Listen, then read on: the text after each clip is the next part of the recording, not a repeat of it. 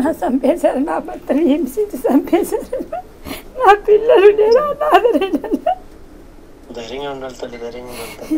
ఎట్ట సార్ నన్ను బతకలేను, ఎట్ట బతకాల? నా పిల్లలు నా భర్త ఆదరణ ఉండేది సార్, నాకు ఏం బతకాలన్నా నేను అందరం ఉండాలి, అందరం ఉండాలి.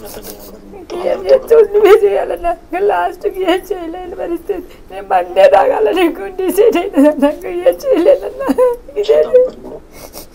నువ్వే కాపాడాలన్నా నన్ను, నీ చెల్లి అనుకొని కాపాడాలన్నా. ఇదం ఆయన రెడ్డమైన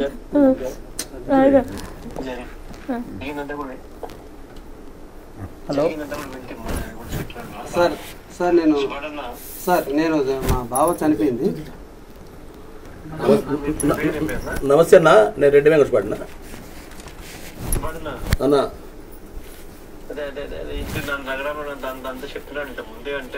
రఘురామరెడ్డి నిన్న బాగా యాక్టివ్ ప్యాక్ట్ తీసుకున్నారు, మన వాళ్ళు అందరూ వచ్చినారు. రవీంద్రారెడ్డి వచ్చినాడు, మన డిప్యూటీ సీఎం వచ్చినాడు, ఎక్స్ సురేష్ బాబు వచ్చినారు, అందరూ వచ్చినారన్న. ఈ కేవలం డబ్బు కోసం వేధించి కొట్టి చంపినారు. వేధించి కొడితే వాడు తట్టుకోలేక మానసికంగా హింసించినారు, దాంతో చనిపోయినాడు. కరెంటు పట్టుకొని చనిపోయినాడు. వీళ్ళకి 2 పిల్లలు ఉన్నారు. వీళ్ళకు ఇబ్బందికరమైన పరిస్థితి. అతను ఉంటేనే బతికే పరిస్థితి, లేకపోతే చాలా ఇబ్బందికరమైన పరిస్థితి అన్న. మీరే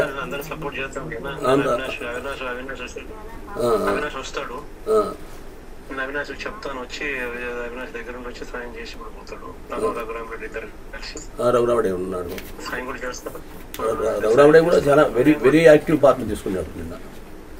నేను కూడా నా ప్రోగ్రామ్ కాడ నెక్స్ట్ జిల్లాకు వచ్చినప్పుడు తప్పకుండా రండి అన్న. నేను కూడా ఇంటికాడికి వచ్చేట్లు పెడతాను. సరే అన్న. ఇదన్న వాళ్ళ తమ్ముడు మాట్లాడతాడు, ఒక్క నిమిషం అన్న. సురేంద్రారెడ్డి అన్న. హలో అన్న, ఏమంటే అదే మనం వైసీపీ అనే దురుద్దేశంతో ఏమైందంటే కేసు ఉద్దేశపూర్వకంగా యాక్చువల్ 9 మంది మీద పెట్టి మళ్ళీ పంపించిన తర్వాత ఈయన సపరేట్గా వైసీపీ కార్యకర్త కదా, పక్క పిలిచి కొట్టారు సార్ దారుణంగా. వీళ్ళు రోడ్డు మీద యాక్చువల్గా పిలిపించి నువ్వు డబుల్ డిమాండ్ చేశారు. డబుల్ డిమాండ్ నేను ఎందుకు తప్పు చేయలేదు కదా, నేను ఎందుకు కట్టాలన్నాడు.